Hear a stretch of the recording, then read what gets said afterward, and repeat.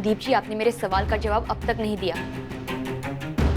आपके जाने के पहले मैंने आपको एक सवाल पूछा था, उसका जवाब लिए बगैर मैं यहाँ से नहीं जाऊंगी। और मैंने जाने से पहले आपसे कहा था कि आपको मुझ पर भरोसा करना होगा रश्मि जी।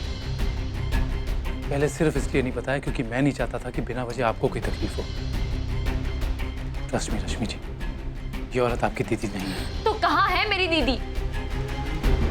और क्यों नहीं ढूंढ पाए उन्हें आप अब तक? मैंने आप पर इतना भरोसा किया, आपने उसी भरोसे को तोड़ दिया, मेरी सारी उम्मीदों को तोड़ दिया। इतना सब कुछ जानते हुए भी आप बस चुप रहे, सब कुछ छुपाए रखा आपने मुझसे।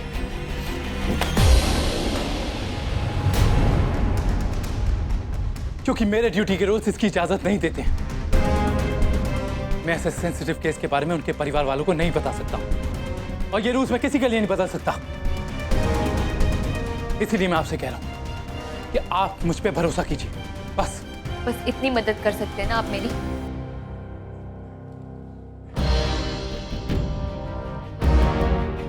ट्रस्ट मी रश्मि जी, मैं दिल से चाहता हूं कि मैं आपकी और मदद कर सकूं। इसीलिए मैं आपसे कह रहा हूं कि मेरी बात पे भरोसा कीजिए कि आपकी दीदी जिंदा है, लेकिन वो जहां भी हैं उनकी जान को खतरा है, और मैं जानता हूं कि मैं क्या कर रहा हूं।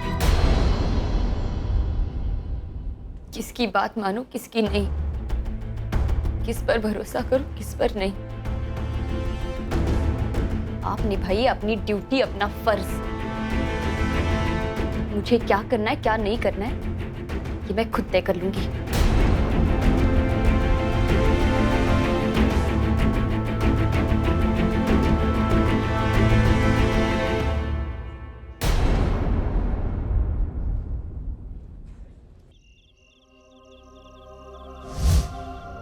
रणदीप जी, आपने मेरे सवाल का जवाब अब तक नहीं दिया।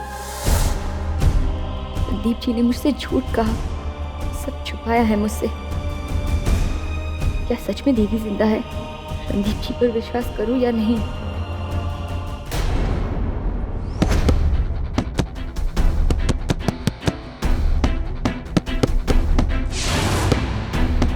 आज से बल्कि अभी से एसटीएफ के हर एक एक्टिव केस से तुम्हें हटाया जा रहा है। आप जानते थे मैं दीदी को लेकर कितनी परेशान थी, लेकिन फिर भी आपने मुझसे झूठ बोला। मुझे लगा मैंने आप में एक दोस्त पाया है, वो सब एक ढोंग था। आपको क्या फर्क पड़ता है? फर्क तो हम जैसे मामूली लोगों पर पड़ता है, जिससे कोई छीना जाता है। कहाँ है मेरी दीदी, और क्यों नहीं ढूंढ पाए उन्हें आप अब तक? आप निभाइए अपनी ड्यूटी, अपना फर्ज। मुझे क्या करना है, क्या नहीं करना है, ये मैं खुद तय कर लूंगी।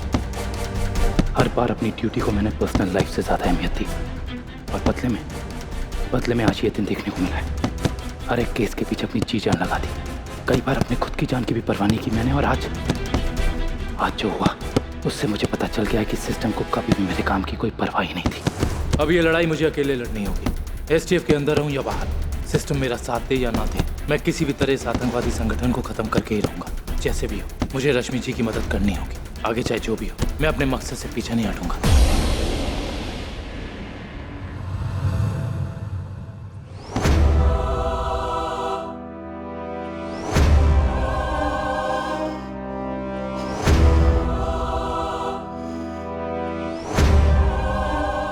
इसीलिए आपसे मैं अकेला ही चलूंगा, चाहे कोई मेरा साथ दे या ना दे।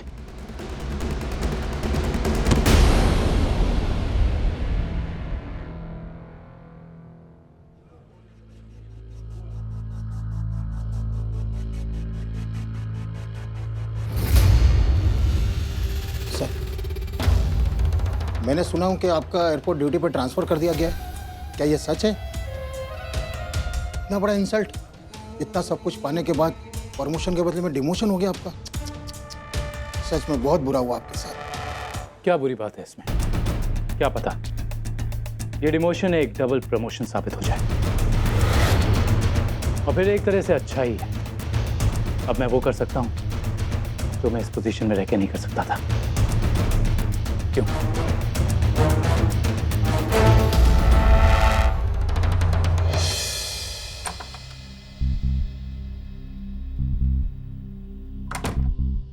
आ गई? क्या हुआ? लल्लू, लल्लू,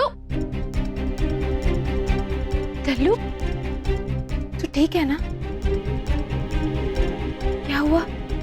रणदीप जी ने कुछ बताया? मेरा मतलब रितिका के बारे में कुछ पता चला जिससे हम कोई नतीजे पे पहुंच सके? कुछ काम चल रहा है भाभी, कुछ पता नहीं चल पाया है।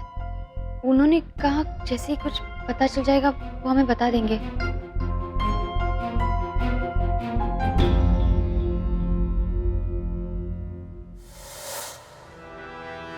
रितिका सरदेसाई की मौत हुई है कुछ ही देर पहले और वो भी तुम्हारी कस्टडी में रहते हुए। अगर मैं कहूं कि आपकी दीदी कहीं तो है, पता नहीं कहां, लेकिन जिंदा है। लेकिन ये तस्वीर देखिए, आपकी दीदी की हमशक्ल इंटरपोल की वांटेड लिस्ट में। क्या आपकी दीदी आपके जीजू को कभी टेररिस्ट बोलती, आतंकवादी कहती उन्हें? मैं मानता हूं कि मैं जानता था कि आपकी दीदी कहां है, लेकिन मैं अपने ड्यूटी के रूल से बंधा हुआ था। नहीं बता सकता था आपको कि आपकी दीदी हमारी कस्टडी में है। भाभी ने भी पूछा कि रणदीप जी ने कुछ ऐसा किया जिससे कुछ पता चल सके, लेकिन क्या रणदीप जी खुद सच बोल रहे थे या नहीं? क्या सचमुच दीदी की जान को खतरा है? तो रणदीप जी ने दीदी को ढूंढने के लिए अब तक कुछ किया क्यों नहीं? यहाँ खुद मैं उनके बारे में कुछ पता क्यों नहीं लगा पा रही हूँ?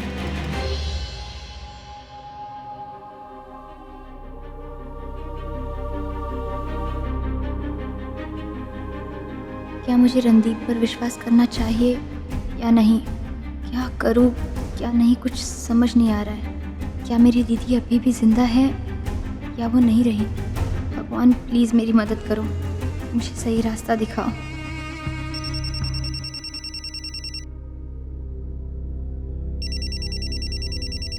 रणदीप जी,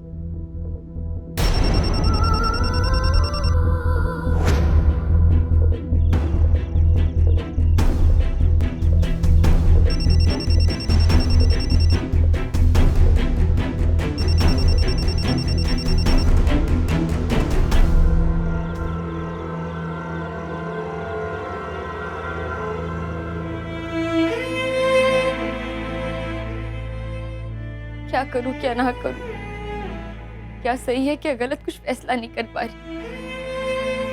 रणदीप जी पे भरोसा करूं कि नहीं? भगवान प्लीज कोई रास्ता दिखाओ जिस पे मैं चल के दीदी को ढूंढ पाऊं, जिससे मैं दीदी को फिर से पा सकूं। प्लीज।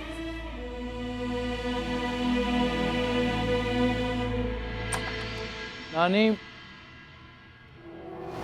बेटा शादी ब्याह की बात पे इतो हैरान होने वाली का बात है?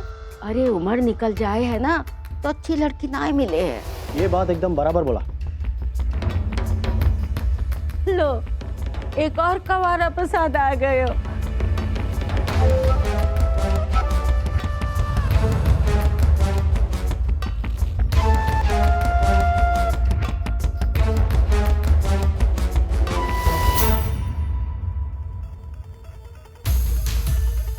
घर पे क्यों आए हो तुम? फोन पे वो बात नहीं हो सकती थी। आपने खाली 7 घंटे का ही टाइम दिया था अपन को, तो फिर तुम लोगन के पास ना किसी चीज का समय ना आए है। रुक बेटा रुक, तेरे वास्ते ना चाय बना के लात हूँ। हाँ सब क्या करो? सब पी के आया है, दिमाग खराब हो गया तेरा। मेरे घर पे तुझे कोई आता देख लेता तो। सब तो अपन क्या करता? अपन की कुछ समझ में नहीं आ रहा था कि अपन आपको कहाँ मिले, इसलिए अपन इधर आ गया। साहब अपन ने आपकी सारी इंफॉर्मेशन फैला दी है, लेकिन अपन को कोई खास रिस्पॉन्स नहीं मिल रहा है। लेकिन हाँ, सिर्फ एक कॉल आया था। कहाँ से? शायद प्राग या नायरोबी से, लेकिन पक्का अपन को मालूम नहीं है। और कॉल अपन के इन्फॉर्मर के उधर आया था। मुझे तेरे इस इन्फॉर्मर से मिलना है अभी। साहब वो क्या है कि अपन को उसके सामने नहीं जाने का है, क्योंकि अपन ने उसके पास से थोड़ा पैसा उधार लिया था। बहुत टाइम हो गया, अपन अभी तक चुका नहीं पाया। सब अपन क्या बोलता है, आप अपन को थोड़ा मदद कर दो ना पैसे का, तो अच्छा रहेगा। साहब ये क्या कर रहे हैं साहब? मार डालेगा क्या अपन को? अभी अपन आपके पास पैसा नहीं मांगेगा, गलती हो गया, छोड़ दो। ले बेटा चाय गर्मा गर्म। नहीं, मैं तो खुश हूँ कि तू उसी लड़की से शादी कर रहा है जिससे तू प्यार करता है, इसीलिए इंतजार कर रहा था अभी तक। हैं? इतनी जल्दी लड़की भी मिल गई? हाँ वही तो बता रहा था, और अभी उसी के घर पे जाने का है। नानी चाय फिर कभी। आ तुझे छोड़ दूँ।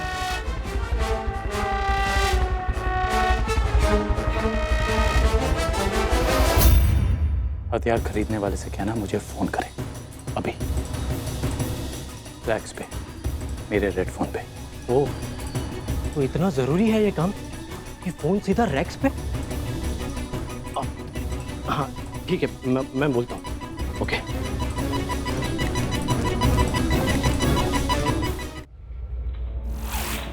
आई सर, अचानक ऐसा क्या होगा कि रैक्स रूम जैसा खुफिया कमरा आपने खुलवाया? रेड फोन पे कॉल मुझे ही आने वाला है और मेरे लिए इस कॉलर का पता लगाना बहुत जरूरी है। लेकिन सर, ज्यादा से ज्यादा इस कमरे को मैं सिर्फ 15 मिनट तक के लिए खोल सकता हूँ। ठीक है।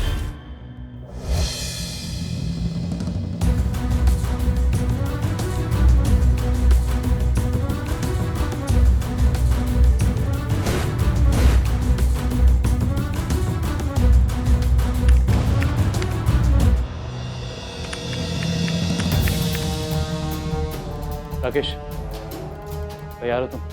फोन कभी भी आ सकता है। हाँ सर। सर लेकिन मेक श्योर कि आपकी बात कम से कम 3 मिनट तक होगी, क्योंकि तभी ये कॉल ट्रेस हो पाएगा सर। सर जहाँ तक मुझे अंदाजा है, फोन करने वाला आदमी किसी सैटेलाइट फोन से ही फोन करेगा सर। मैं जानता हूँ।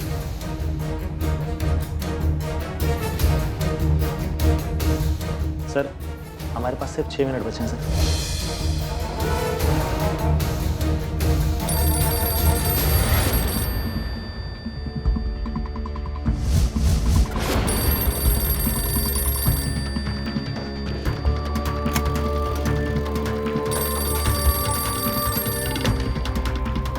हेलो, हम आपसे सौदा करना चाहते हैं।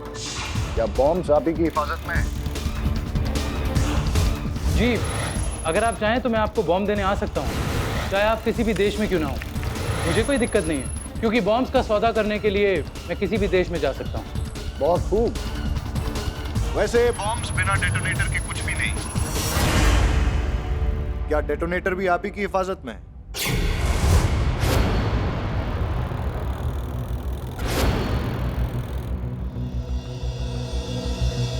ये कैसा अजीब मजाक है? जाहिर सी बात है सर, अगर मैं ऐसे बॉम्ब्स का सौदा करना चाहता हूँ तो उसके डेटोनेटर भी मेरे पास ही होंगे, वरना सौदा किस बात का और कीमत किस चीज की? बहुत खूब, बहुत खूब। तो जल्द ही हम आपसे मुलाकात करेंगे। परसों मिलते हैं मुंबई के चोर बाजार में, और बॉम्ब्स हमारे हाथ में आते ही आपको आपकी कीमत मिल जाएगी। ठीक है, तो डील पक्की।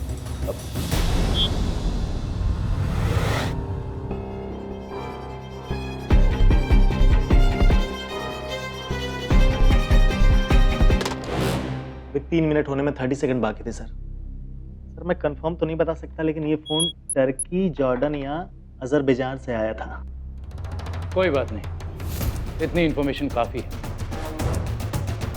क्योंकि इन सारे देशों की फ्लाइट्स इंडिया में सिर्फ वाया टर्की आती हैं। Yes sir. और टर्की से आने वाला ये ब्रोकर उसी आतंकवादी ग्रुप को अपने ये बॉम्ब्स बेचेगा जो इसकी तलाश में है। यही आदमी मुझे शाना की असलियत तक पहुंचाएगा।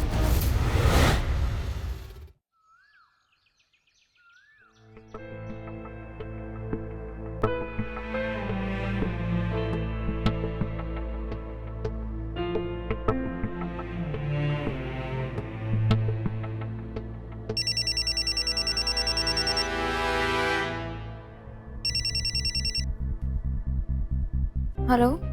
रश्मि जी, हाँ कौन? मैं दिनेश बोल रहा हूँ, लोखंडवाला मार्केट से। आपने अपना नंबर दुकान पर छोड़ा था।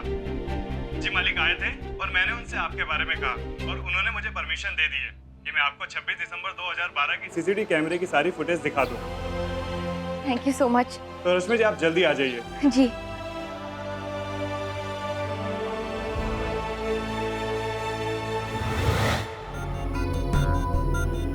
रश्मि जी, ये 26 दिसंबर की सारी डीवीडीज है, आप आराम से बैठ के देख लीजिए।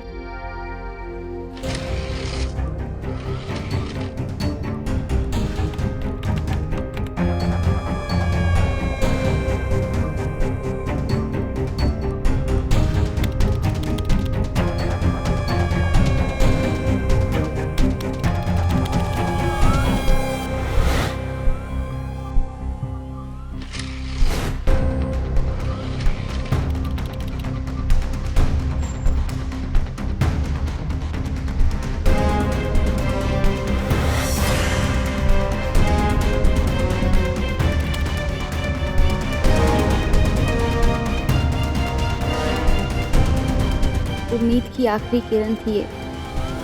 मुझे लगा यहाँ से ऐसा कुछ मिलेगा जिससे मैं जीजू और दीदी को ढूंढ सकूं, लेकिन यहाँ कुछ भी नहीं मिला, कुछ भी नहीं।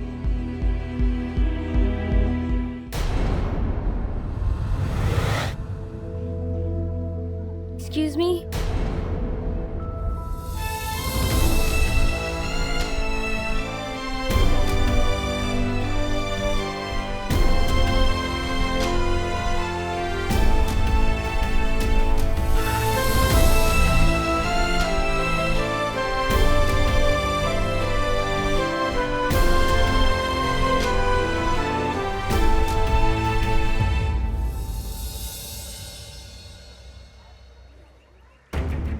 रणदीप जी, मैं चाहती हूँ कि आप मेरी दीदी को ढूंढें। मतलब खुद नहीं, बस मुझे एक रास्ता दिखा दीजिए। आप बस उन्हें तलाश करने का एक छोटा सा सुराग दे दीजिए। मुझे पूरा विश्वास है मैं उन्हें ढूंढ निकालूंगी। ये आपका काम नहीं है रश्मि जी, पुलिस और अथॉरिटीज का काम है। ये काम बहुत खतरनाक है और ये लोग भी, जान जा सकती है आपकी। मैं आपको ऐसा नहीं करने दे सकता।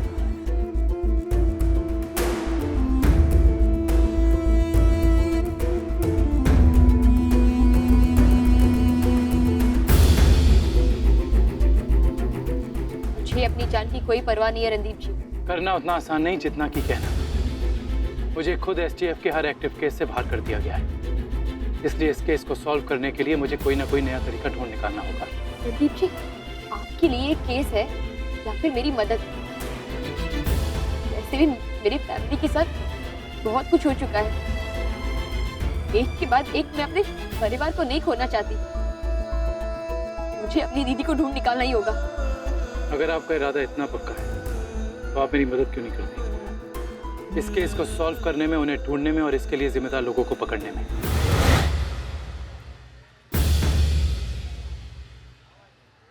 लेकिन रणदीप जी, मैं कैसे? मैं तो बस एक आम लड़की। एक आम आदमी क्या कर सकता है उसे खुद नहीं पता, बस इरादा मजबूत होना चाहिए। आपको अपनी ताकत का एहसास नहीं, मुझे हुआ है। भरोसा है ना मुझ पे? तो यकीन मानिए, आपकी दीदी को ढूंढने का सिर्फ यही एक तरीका है। वैसे भी अब जो मैं करूंगा वो कानूनी नहीं है। हम दोनों का मकसद एक ही है, मुझे इस देश को तबाही से बचाना है और आपको अपने परिवार वालों को ढूंढना है। तो बताइए, इस प्लान में हैं आप मेरे साथ? बोलिए रश्मि जी, साथ देंगी मेरा? और यकीन मानिए, बहुत जल्दी आप अपनी दीदी को ढूंढ निकालेंगी। बोलिए, साथ देंगी मेरा?